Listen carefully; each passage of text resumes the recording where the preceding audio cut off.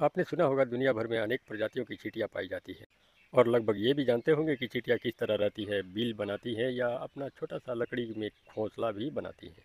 हो सकता है चींटियों के बारे में आप बहुत कुछ जानते होंगे और यूट्यूब या और जगह भी वीडियो देखकर आप बहुत कुछ सीखे भी होंगे।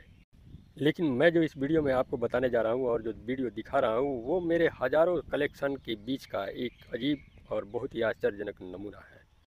मैं इस वीडियो में आपको एक राज की बात बताऊंगा जो चींटियों को ही पता है और चींटियों के पास ही वो ताकत होती है। इस वीडियो में आप चींटी को अपना घोंसला बनाते हुए देख रहे हैं। देखिए कि किस तरह से चींटी अपने मुंह में मिट्टी का छोटा टुकड़ा लेकर आती है और प्लास्टिक के छोटे टुकड़े भी लेकर आती है। खरपतवार तिनके जो भी उन्हें मिलता है वो उसको उठा उठा कर और ये बांस के खूंटे पर काफ़ी ऊंचाई से चढ़ते हुए ये घोंसले के पास ले आती है और घोंसले के द्वार के पास ही रखती है, मुंह के पास, अंदर नहीं। गौर करने वाली बात है कि ये मुंह के पास ही रखती है। आखिर ऐसा क्यों करती है? क्योंकि इसको मुंह, इसका मुंह जो है, ये बांस का जो मुंह है इसको बंद करना है। बांस के बीच जो खोदड़ होता है उसके बीच एक छोटा सा मुंह होता है और ये खोदड़ को बंद करना चाहती है और शायद अपनी सुरक्षा के लिए ऐसा ये कर रही है। वैसे आप जानते होंगे कि एक चींटी अपने से 10 गुना ज़्यादा वजन को लेकर चल सकती है और ऐसा ही चींटी यहाँ पर कर रही है। इस चींटियों में सैनिक चींटी भी होती है, रानी चींटी भी होती है जो अंडे देने का काम करती है और वो केवल खाती है और बैठती है और केवल अंडे देती है। बाकी चींटियाँ सामान ले आती हैं, रसद ले आती हैं और मांद या बील की सुरक्षा भी करती हैं। वो सैनिक चींटियाँ होती हैं। इनमें इंजीनियर चींटियाँ भी होती हैं। बहुत सारी चींटियों की दुनिया अजीब होती है और ये चींटियाँ कई प्रजातियों में दुनिया भर में फैली हुई होती हैं और सभी चींटियों के अलग अलग खान पान रहन सहन होते हैं और वे बिल्कुल अलग अलग होते हैं। कलर भी अलग होते हैं, साइज़ भी अलग होती है। कुछ चींटियाँ बहुत ज़्यादा छोटी होती हैं, कुछ बड़ी चींटियाँ होती हैं, कुछ विषैली होती हैं, कुछ बिना विष के होती हैं, कुछ घरेलू चींटियाँ होती हैं, कुछ जंगलों में ही केवल रहती हैं, कुछ बहुत भारी संख्या में रहने वाली चींटियाँ होती हैं और कुछ कम संख्या में भी रहने वाली चींटियाँ होती हैं। यहाँ जो मैं ये वीडियो दिखा रहा हूँ और इसमें जो आप चींटी देख रहे हैं, ये ज़्यादातर 30 से 40 की संख्या में अधिक से अधिक ये रहती है। ये बहुत ज़्यादा संख्या में कभी भी एक साथ नहीं रहती है। इनके छोटे छोटे ग्रुप आप अलग अलग जगह पर देख सकते हैं और ये लकड़ी के खोदड़ में या बांस के खोदड़ में ही ये अपना घर बनाती हैं और ये मिट्टी खोद कर कम ही अपना घर बनाती हैं। शायद ये आप इनको मिट्टी के अंदर अपना बिल बनाते हुए आप देखे होंगे या दूसरे के बिल में ये रहने का काम करती है। इनको अपना बिल बनाना नहीं आता। ये विषैली चींटी होती है और इसके काटने से सूजन भी आ जाती है। चलिए, इसके अलावा आपको एक बात जो सबसे मज़ेदार है, जो मैंने आपको शुरू में ही कहा कि मैं बताऊंगा, वो ये है कि दुनिया भर में जितनी भी चींटियाँ होती हैं या मानकर चलिए कि दीमक दीमक से ज़्यादा चींटियाँ चालाक होती है। और सबसे बड़ी बात ये चींटियों के में ये होता है कि इनका सेंस काफ़ी तगड़ा होता है और इनके सिर पर जो एक एंटीना होता है वो ही इनको सारा संकेत देता है। और आश्चर्य की बात ये होती है जो इस वीडियो में मैं आपको बताने वाला हूँ और अभी बता रहा हूँ कि इनको मौसम की जानकारी 48 घंटे पहले मिल जाती है ना आश्चर्य की बात। ये सबसे बड़े आश्चर्य की बात है जिस तक आज तक कोई भी वैज्ञानिक नहीं पहुंचा है। मैं दावे के साथ कह सकता हूं कि कोई भी वैज्ञानिक इस बात को कभी नहीं जान पाया कि चींटियां 48 घंटे पहले मौसम की जानकारी को कैसे ग्रहण करती हैं। वो मौसम के बारे में कैसे जान लेती हैं कि आंधी आने वाली है या बारिश होने वाली है या तूफान आने वाला है या फिर अधिक ठंड पड़ने वाली है या अधिक गर्मी पड़ने वाली है। इस बात की जानकारी और हवा के रुख की जानकारी इन चींटियों को 48 घंटे पहले कैसे पता चल जाती है। बहुत आश्चर्य की बात है और मैंने कई जगह इसको देखा और कई कलेक्शन है मेरे पास। मेरे 30 साल के वन्य जीव के अनुभव के आधार पर मैं ये कह सकता हूँ कि मैं भी आज तक यहाँ तक नहीं पहुँचा कि चींटियों की इसकी जानकारी कैसे हो जाती है।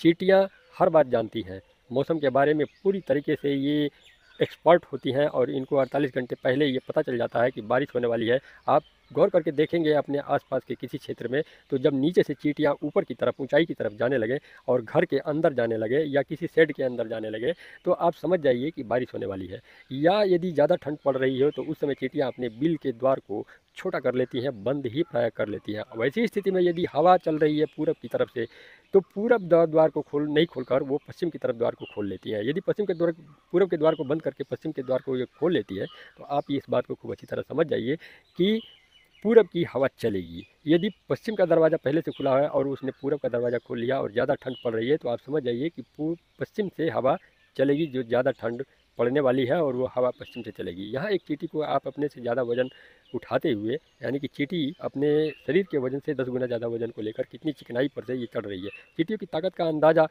भी आप इसी से लगा सकते हैं कि चींटियाँ काफ़ी ताकतवर होती हैं और काफ़ी सेंसिटिव होती हैं और उनके सेंस काफ़ी तगड़े होते हैं। और मौसम की जानकारी की तो दाद देनी पड़ेगी कि मौसम की जानकारी इनको बहुत ही ज़्यादा होती है और इस तक आज तक कोई भी वैज्ञानिक नहीं पहुंचा है कि इनके पास आखिर वो कौन सा यंत्र है या इनके दिमाग में है या फिर ये रखते हैं कोई मशीन या क्या करते हैं या और किस तरीके से ये मौसम की जानकारी को भांप लेते हैं कि आंधी आने वाली है या तूफान आने वाला है और फिर ये अपना नीचे से घोंसला बदलकर फिर ऊंचाई की तरफ चली जाती हैं और उस संकेत को देखकर आप भी अलर्ट हो सकते हैं।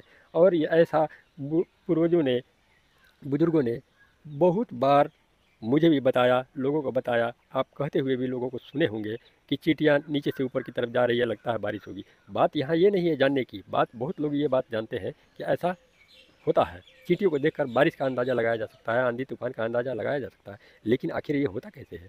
लेकिन इसी बात को जानने के लिए मेरा ये कहना है कि वैज्ञानिकों को चाहिए, जिनके पास यंत्र है, जिनके पास साधन है, जिनके पास सारी सुविधाएं हैं, उनको ये चाहिए कि आखिर इसकी जानकारी इनको कैसे हो जाती है। यदि इस बात का पता चल जाए कि चींटियों को जानकारी हो जाती है 48 घंटे पहले इस कारण से, तो आप ये समझिए कि आप अपने ही क्षेत्र में रहते हुए अपने एरिए के बारे में और मौसम की जानकारी के बारे में अच्छी तरह आप जान जाएंगे या सही जानकारी आपको मिल जाएगी कि भूकंप आने वाला है या बारिश होने वाली है या तूफान आने वाला है या कुछ भी होने वाला है।